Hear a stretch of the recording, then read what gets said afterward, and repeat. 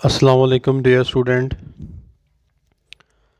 आज की इस वीडियो के अंदर बेटा मैं आपको जो है वो क्वेश्चन कराऊंगा क्लास बीए के अंदर फ़ारसी ऑप्शनल जो बुक है उसके अंदर एक क्वेश्चन आता है, सादी शराजी के हालात ज़िंदगी तहरीर कीजिए।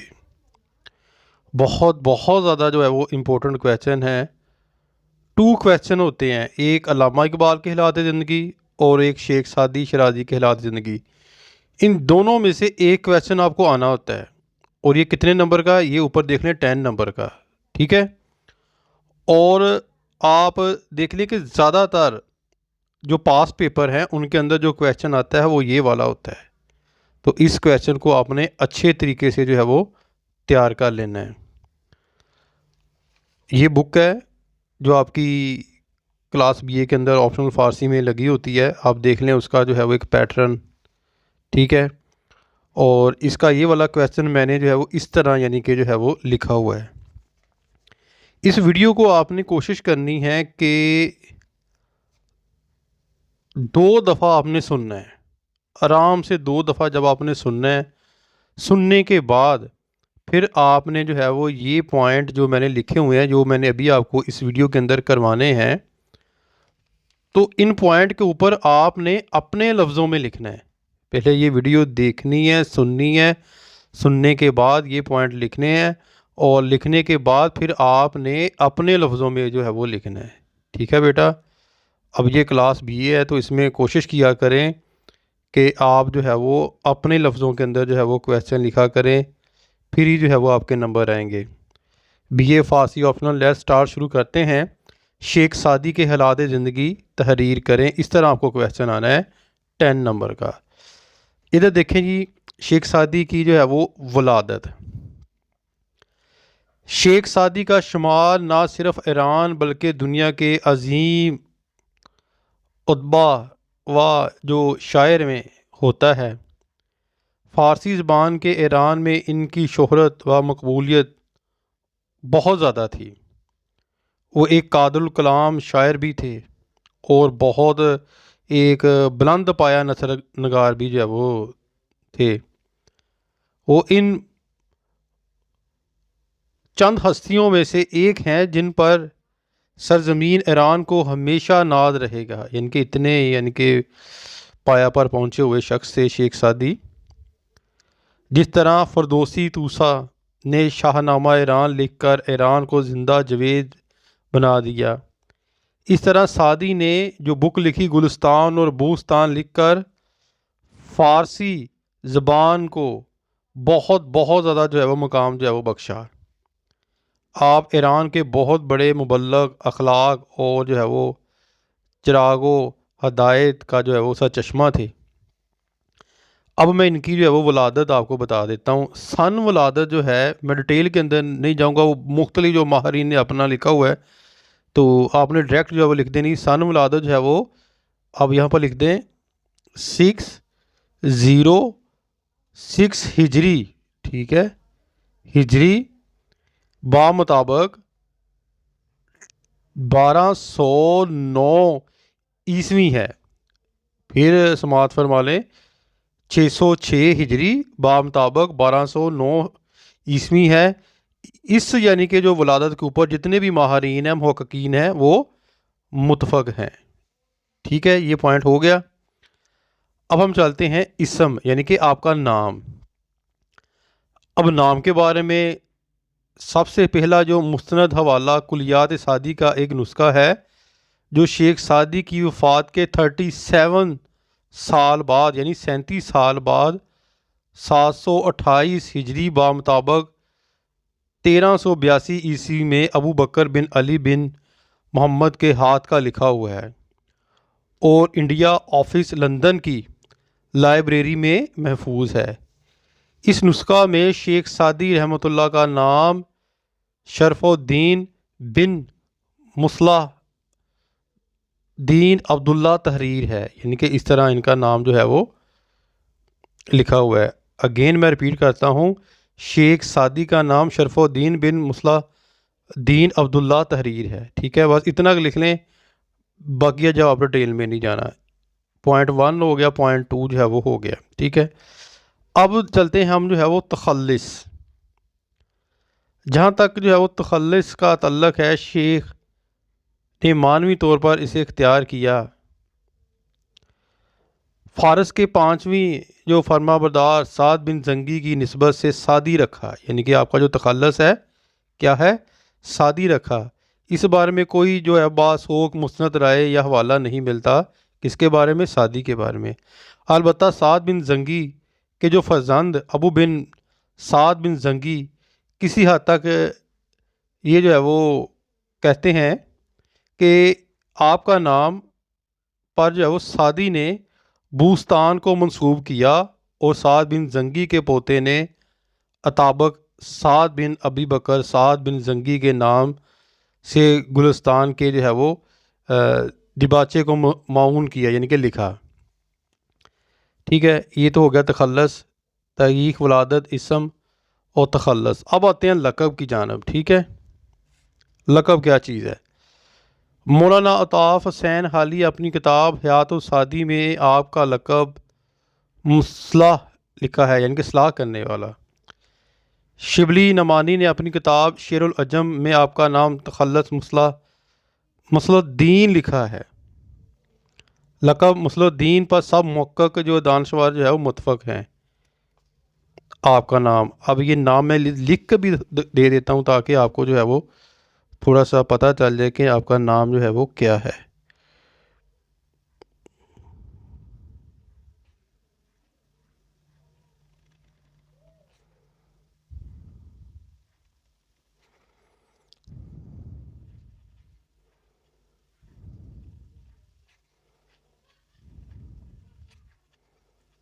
ठीक है जी, इस तरह नाम।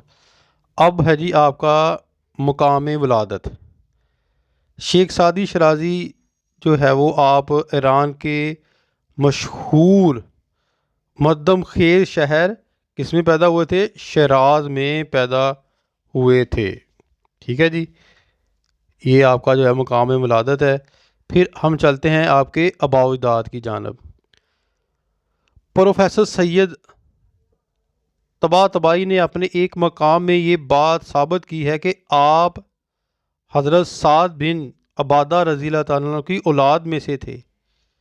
शेख सादी भी फरमाते थे कि मैं मक्की अरब हूँ और मेरे ख़ानदान का सिलसिला हज़रत फ़ातिमा रज़ी अल्लाह तआला अन्हा से जा मिलता है। 21वीं हिजरी में जंग नहाद में फतह के बाद शेख सादी का ख़ानदान फ़ातहीन अरब के साथ सरज़मीन ईरान में आबाद हो गया। ये ख़ानदान इल्म में साहब कमाल था। इनकी इसी शोहरत के बाद इन्हें बादशाहों की कुर्बत मैसर आई, मगर उन्होंने बादशाहों के साथ करीबी ताल्लुकात होते हुए भी तकवा और परहेजगारी का दामन हाथ से न छोड़ा। यहाँ तक कभी किसी बादशाह की बेजाह जो है वो मजाक सराई भी नहीं की, यानी तारीफ़ की। सादी शराजी के वालिद जो अब्दुल्ला आलमुद्दीन नहायत नेक सीरत जो है वो इंसान थे। ये बागदाद के बारे में आपको बताया। अब जो है वो कुछ ये जो पॉइंट आप देख लें, मैं वैसे पढ़ा देता हूँ, अगर करना है तो कर लीजिएगा, वरना मुतफरक आपकी मर्ज़ी है। सादी के जो आबाओ-अजदाद अरब और मक्का के रहने वाले थे, जो फ़ातहीन अरब के साथ ईरान में आकर आबाद हुए। ये लोग अपनी इल्मियत, अखलाकी फ़जीलत और ज़ाहद तकवा के तफ़ैल वामुन्नास में मकबूल थे और इनमें अक्सर उलमाए दीन माहरीन जो है वो शरीयत थे।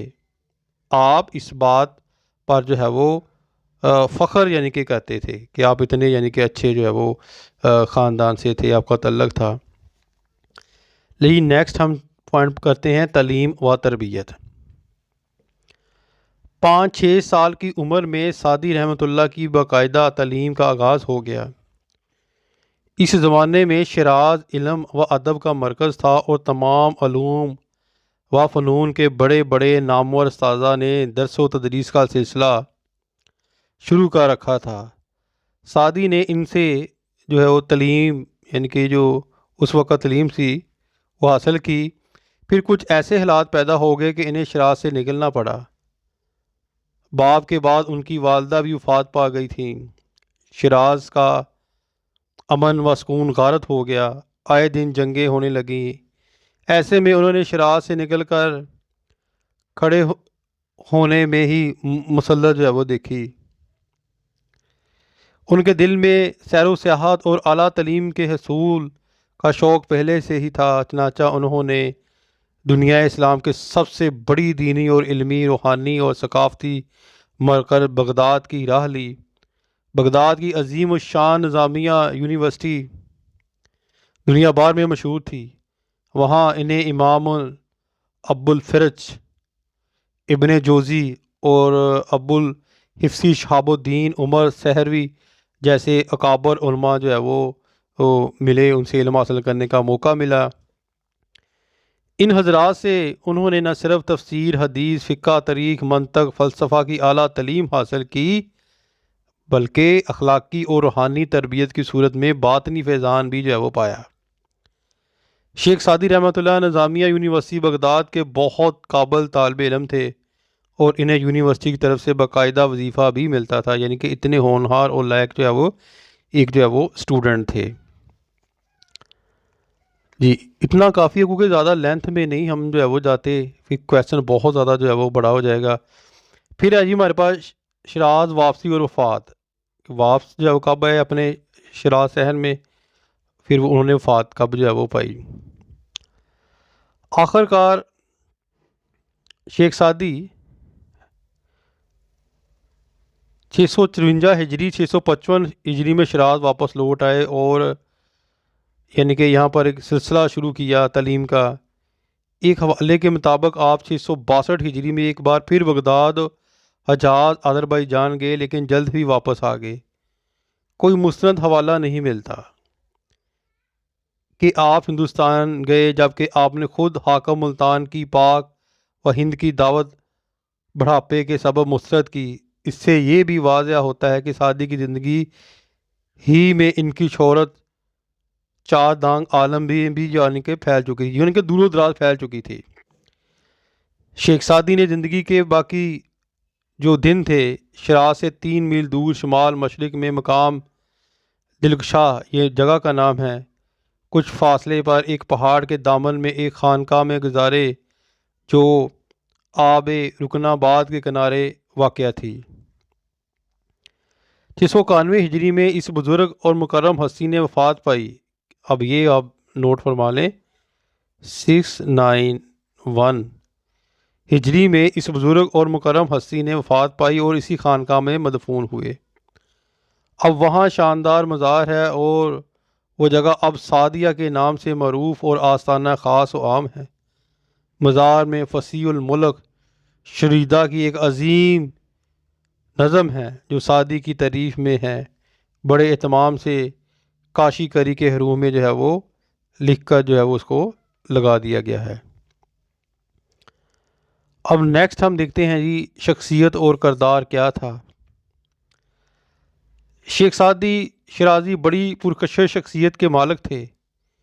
इल्म व अखलाक व अदाब और अबादत व रियाजत में कोई उनका सानी नहीं था। जहाँ पर जमाल परस्ती और खुश मजाजी उनकी फितरत जो है वो सानिया थी।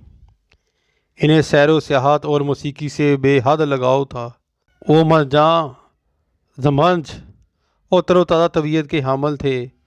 तमाम छोटे बड़े उनकी शगुफ्ता मजाजी से लुत्फ़अंदोज़ होते थे। वो इंसान दोस्ती और खिदमत खलक जो है वो उनका अवलीन मकसद था। हल्का अहबाब बेहद वसी था। दोस्तों की जायज़ फारिश करना और उनके काम आना अबादत यानी कि उसको समझते थे। उनका दिल बड़ा साफ था, जैसे शीशे की तरह। लगी लिपटी बात करना इन्हें आना नहीं था। किसी की गीबत, चुगली तो झूठ बोलना इनकी जो है वो फितरत में शुरू से ही नहीं था। वो हमेशा हक़ का साथ देते और मज़लूमों की मदद करते थे। दोस्तों और अक़ीदत नमंदों को हमेशा मुखलसाना मशवरा देते। तबीयत में आजिज़ी और इनकसारी थी। गुरूर व तकब्बुर, रियाकारी, खुद नुमाई, कंजूसी को नापसंद करते थे। जहाँ तक मुमकिन हो सकता था किसी का दिल नहीं दुखाते थे। बहुत हौसलामंद, दिलेर, बर्द बात और वसी व अमल और जफाकशी के आदी थे। बेपनाह इज़्ज़त, दौलत, शोहरत हासिल कर लेने के बावजूद उन्होंने आम लोगों से फासला पैदा नहीं होने दिया। ज़िंदगी के आखिरी लम्हे तक हमेशा उनके दुख दर्द में शरीक होते रहे। इंतहा दर्जे के ज़हीन और आला जहन के मालिक थे। दिल में यानी कि इंसानियत के लिए उनके पास दर्द महसूस था। यानी कि इतनी आप जो है वो शख्सियत के बारे में आप लिख दें, ठीक है ना। ये पॉइंट है कुछ जो मैंने आपको बताया। मैंने पहले कहा कि आपने 2 दफ़ा इस वीडियो को आपने सुनना है, फिर ये आपने पॉइंट लिखने हैं और फिर आपने उनको अपने लफ्ज़ों के अंदर जो है वो लिखना है। इंशाल्लाह ताला आपके 10 नंबर पक्के हैं। ये बहुत बहुत ज़्यादा इंपॉर्टेंट जो है वो क्वेश्चन है। शेख सादी के हालाते ज़िंदगी तहरीर करें। उम्मीद करता हूँ कि आप भी कोशिश जो है वो कोशिश करेंगे, मेहनत करेंगे, तो इंशाल्लाह ताला ये जो है वो क्वेश्चन आपको जो है वो याद हो जाएगा। अपनी दुआ में याद रखिएगा। फ़ीमा अनिल्लाह। अस्सलाम वालेकुम।